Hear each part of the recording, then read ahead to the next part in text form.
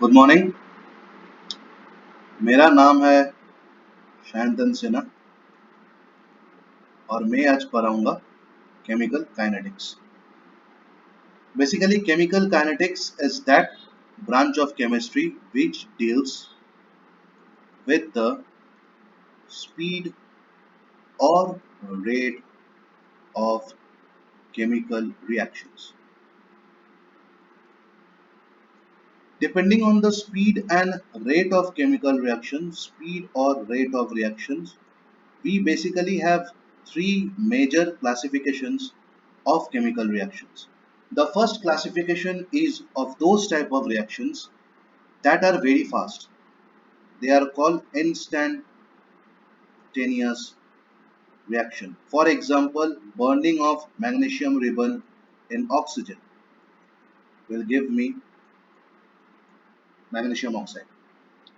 Next is very slow reactions. For example, rusting of iron. It takes months to complete.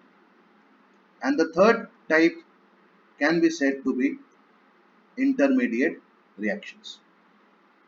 In this chapter, we will basically deal with intermediate reactions.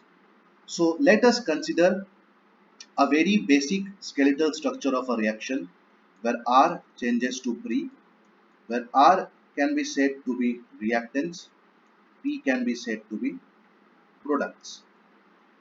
Now, when a reaction completes, but when a reaction proceeds, I say reactant changes to product.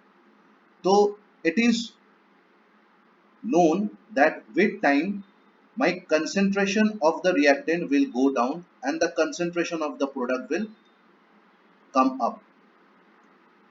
Now let us consider two time scales. One is at t equal to 0, next is at t equal to t1. So at t equal to 0, the concentration of the reactants is basically written as R0, R suffix 0. Throughout the chapter we will treat it as initial concentration. And at t equal to 0, no product has been formed, so concentration of product is equal to 0.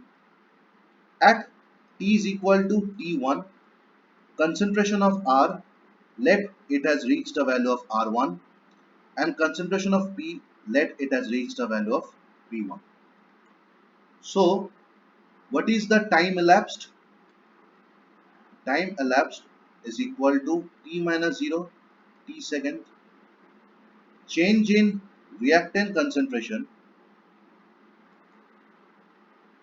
we know final concentration minus initial concentration, which is R1 minus R0. Now we always know that as reactant changes to product, R1 is always less than R0. This is always known. So this will give us a negative quantity of delta R. Now changing product concentration is equal to P1 minus P0. As I know, product is formed with time. Therefore, the final concentration is always greater than the initial concentration. P1 is always greater than P0. So it will give me a positive quantity, which is delta P. Now, the rate of a reaction, or I can be very specific about saying that the average rate of reaction is basically equal to change in concentration of reactant over a particular time period, or I can say change in concentration of product over a particular time period. Now, concentration of reactant is basically as seen in the previous section, it is delta R by T, which is again equal to when measured in respect to product concentration, that is delta P by T. Now, T can also be replaced as delta T, which is T minus T1 minus T0. Therefore, I can write average rate of reaction is equal to minus delta R upon delta T, which is equal to plus delta P upon delta T. So if I consider a general reaction A to B, I can say my rate of reaction is equal to delta concentration of A upon delta T is equal to plus delta concentration of B upon delta T. So this is the general expression of average rate of reaction. Now if I have some reaction with coefficients attached to it, which is small a parts of A reacts with small b parts of B to form small c parts of C plus small d parts of D. First, let us consider the rate without the coefficients. It becomes minus delta concentration of A upon delta T, which is equal to minus delta concentration of B upon delta T, which is equal to plus delta concentration of C upon delta T, which is equal to plus delta concentration of D upon delta T. Now, because these are all stoichiometric ratios, A is to B is to C is to D, so the rate of the reaction will be equal to the rate of independent reactant and product concentration. Therefore, we have given every sign equal. Now, in the above example, the entire rate is written based on coefficient 1. Same with respect to product. Now we have coefficient A.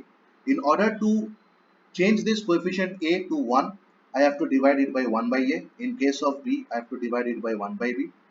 For C, 1 by C. For D, 1 by D.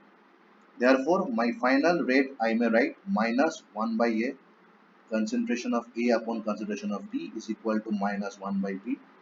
Concentration of B upon concentration of D is equal to plus 1 by C. Concentration of C upon concentration of D is equal to plus 1 by D. Concentration of D upon concentration of D. So this is the expression of initial rate of the average rate of reaction. Excuse me, this is the expression for average rate of reaction with respect to the consideration of reactants and products considered separately. Thank you.